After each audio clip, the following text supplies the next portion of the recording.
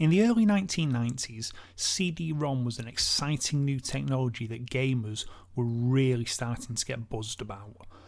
Released in December of 1991, the Sega CD was for many the first time they had experienced CD-ROMs, as the PC Engine and its CD-ROM drive were largely limited to just the Japanese market, and people knew that the Sega CD would be coming to them. Indeed, in October 1992, the Mega CD, rechristened as the Sega CD, was launched in the United States, and in the following April of 1993, the Mega CD hit the European market, back again under the Mega CD branding.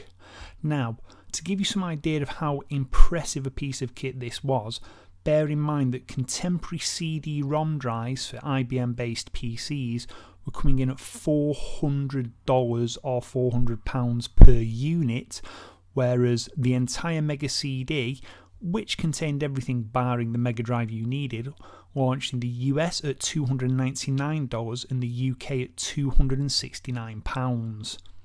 Even factoring in the cost of the Mega Drive itself, which would be about another $130 to £150 or dollars, this was still cheaper than just adding a $400 CD-ROM drive to your already $1,000 plus PC. Now, that isn't to say that the Mega CD was all powerful. Far from it. It ran a Motorola 6800 processor at 12.5 MHz, had just 6 megabits of RAM with a tiny half megabit allocated to audio, and a single speed CD-ROM drive. It also operated under the same core limitations as the core Mega Drive did. Of course, this didn't stop Sega themselves promoting it as the future of gaming, with an especially heavy reliance on full motion video.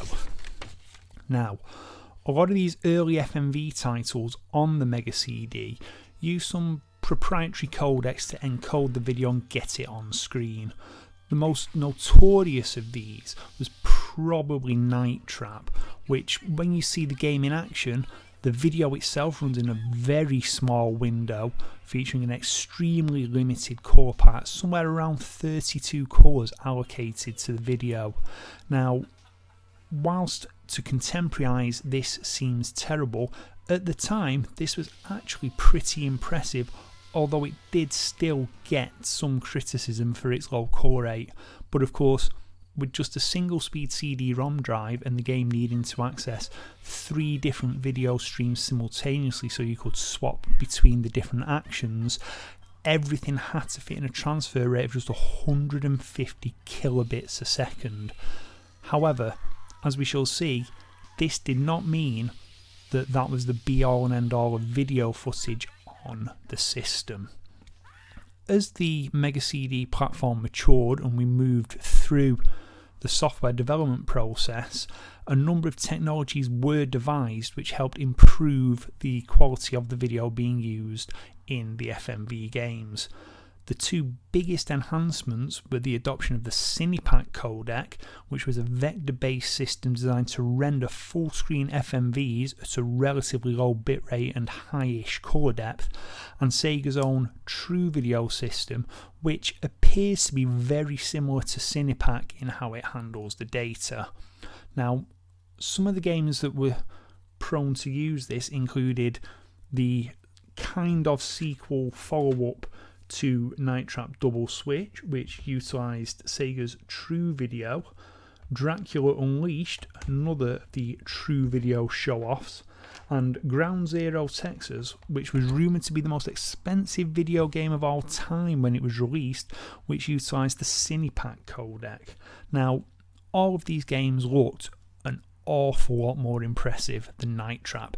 The video was clearer, the display windows were larger, and it just looked that bit more impressive.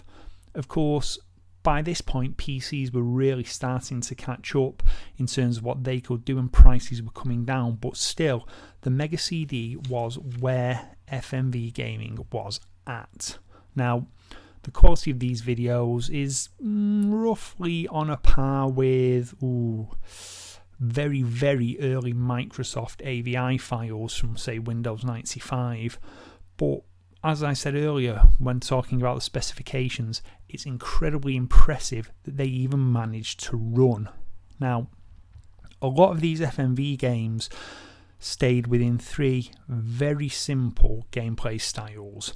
There was the adventure-y puzzle type games such as Night Trap, Double Switch, Dracula Unleashed, or you had the more shooting gallery style of game. Prime examples of this being the aforementioned Ground Zero Texas, Sewer Shark, and not Dracula Unleashed, Corpse Killer, my mistake. And the final real category of FMV based games were the conversions of the Laserdisc arcade games such as Dragon's Lair and Space Ace. Now, a lot of people do criticise all of these types of games as being very limited, very simplistic, and it's true, they are. But so is a scrolling shoot 'em up or a platform game. The 16-bit era was full of quite simple gameplay concepts dressed up in really good looking visuals. Now, what really killed the FMV game off, or the interactive movie as some like to call them, was the fact that the hype train that was built up around this new era of interactive entertainment was never really lived up to by the software. Yes, Night Trap was fun. Yes, Corpse Killer was enjoyable. Yes, Dragon's Lair could be a real test of your memory, but they weren't offering anything that wasn't really available in other types of games that didn't rely on FMV. And that's it really. I mean, the legacy of the Mega CD, well, FMV games had pretty much died a death by the end of the following console generation, with a few odd holdouts such as the X-Files game. But the real legacy of these FMV titles was bringing a more professional approach to video games and allowing people to see that you could make a video game with Hollywood style production values even if you didn't want to go down the route of using Hollywood sets and actors. Of course, in recent years, many of these FMV games have been resurrected, especially through the work of Screaming Villains, who in the last 18 months or so have brought Night Trap, Corpse Killer and Double Switch to PCs and home consoles, and it would appear that FMV games are having a little bit of a nostalgic resurgence, and that is something that I, for one, am grateful for. So, this is Rob saying if you've enjoyed this video, please don't forget to like and subscribe. If you want to see new videos, hit the bell for a notification, and come and find us on Twitter, where you can find us at 8_16_32bit. Until the next time, this is Rob saying, so long.